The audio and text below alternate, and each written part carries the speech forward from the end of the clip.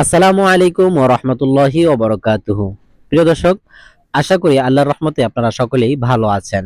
আজ আমরা আলোচনা করব 30 দিন অথবা 40 দিন বয়সের কোয়েল পাখি কেনার আগে এবং পরে একজন নতুন খামারির জন্য করণীয় কি। আপনি যদি একজন নতুন খামারি হন তাহলে অবশ্যই আপনাকে সাবধানতা অবলম্বন করতে হবে, কারণ বর্তমান সময়ে অনেক ভাইই প্রতারণার শিকার হচ্ছেন। তাই কিছু বিষয়ে যদি সাবধানতা অবলম্বন করেন তাহলে আশা করি এই সমস্ত প্রতারণা থেকে বেঁচে যাবেন। চলুন তাহলে ধারাবাহিকভাবে আলোচনা করা যাক। আপনি যদি একজন কোয়েল প্রেমী অথবা কোয়েল খামারি হয়ে থাকেন তাহলে অবশ্যই আমাদের চ্যানেলটি সাবস্ক্রাইব করে রাখুন। আশা করি আপনাদের উপকারে আসবে। বর্তমান সময়ে কোয়েল পাখির চাহিদা দিন দিন ব্যাপক আকারে বৃদ্ধি পাচ্ছে, আর তার সাথে পাল্লা দিয়ে বৃদ্ধি পাচ্ছে প্রতারকও। আর এই সমস্ত প্রতারকদের টার্গেট হলো নব উদ্যোক্তা অথবা নব খামারি। আর এই সমস্ত প্রতারকদের ছয় লাভ করছে ফেসবুক সহ সোশ্যাল মিডিয়াগুলোতে। তাই চলুন আমরা এ বিষয়ে সতর্কতা এবং সাবধানতা অবলম্বন করি, যাতে করে আপনিও কোনো প্রকার প্রতারকের হাতে না পড়ে যান। অনেক সময় অনেক রকমের প্রতারক দেখা যায়। অনেক সময় দেখা যায় কোয়েল পাখি মেল ফিমেল না চিনার কারণে অনেক সময় ছেলে পাখিগুলোকে মেয়ে পাখি বলে ধরিয়ে দেয়, এবং এছাড়াও অল্প বয়সের পাখি দিয়ে 30 দিন বয়সে অথবা 40 দিন বয়সের টাকা হাতিয়ে নেয়। এছাড়াও অনেক সময় দেখা যায় অনলাইনে বুকিং দেওয়ার পর তা লাপাত্তা হয়ে যায়। এজন্য এ সমস্ত বিষয় থেকে অবশ্যই সাবধানতা অবলম্বন করবেন। চলুন তাহলে এবার জেনে নেই একজন নবখামারিকে কোয়েল পাখি কেনার আগে এবং পরে করণীয় কি। আমরা এই পার্টটিকে দুই ভাবে বিভক্ত করেছি। প্রথম পার্টে রেখেছি কোয়েল পাখি কেনার আগে কি কি করণীয়, এবং দ্বিতীয় পার্টে রেখেছি কোয়েল পাখি কেনার পর কি কি করণীয়। এর আগে আমরা এ বিষয়ের উপর একটি ভিডিও দিয়েছিলাম। সেই ভিডিওতে আপনারা অনেকেই কমেন্টস করেছেন যেন আমরা বিস্তারিত আলোচনা করি। তো এই ভিডিওতে আমরা বিস্তারিত আলোচনা করার চেষ্টা করব ইনশাআল্লাহ।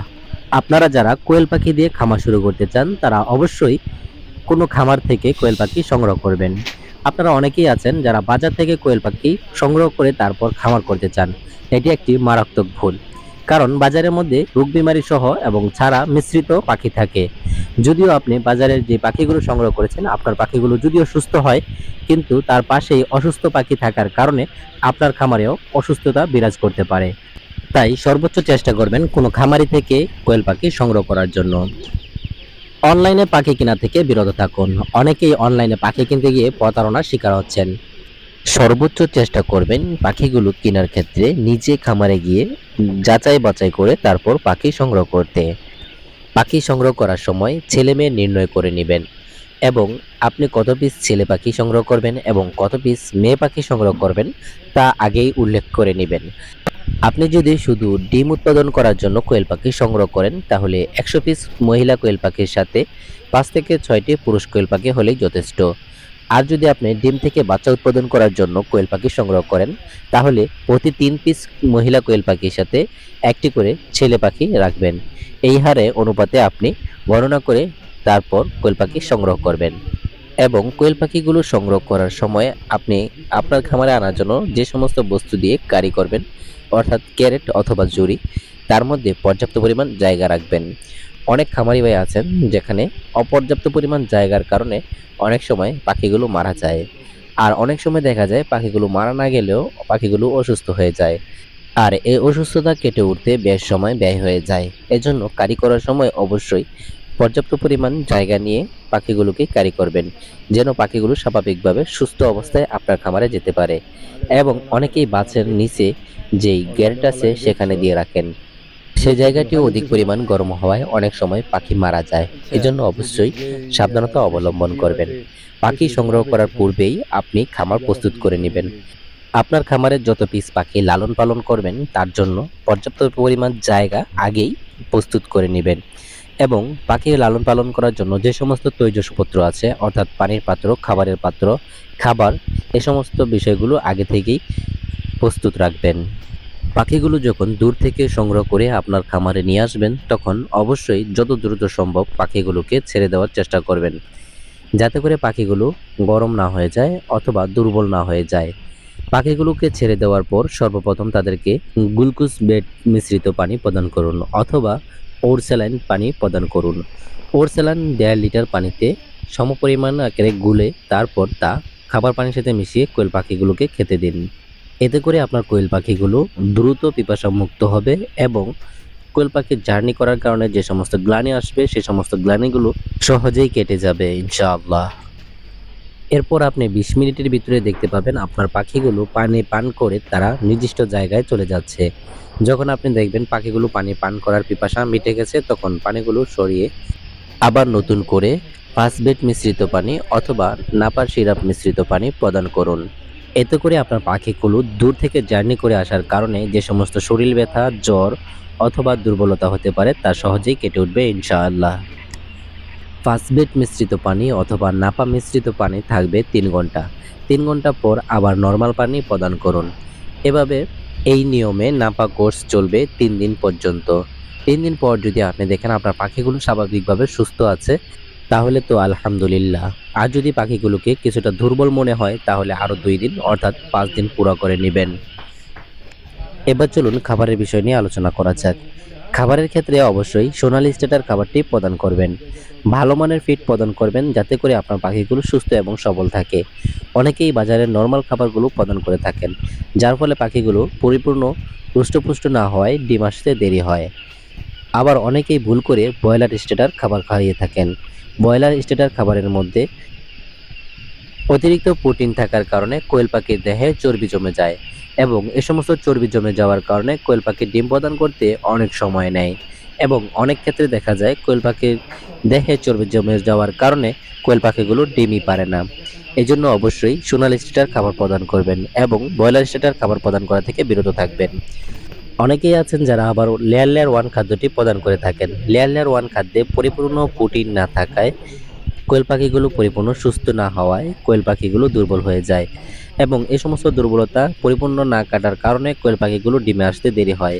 এই জন্য এই সময়টিতে লেয়ার 1 খাবারটি প্রদান করা থেকে বিরত থাকুন। অনেকেই আবার প্রশ্ন করে থাকেন যে তাহলে ভাই আমরা লেয়ার 1 খাবারটি কখন প্রদান করব?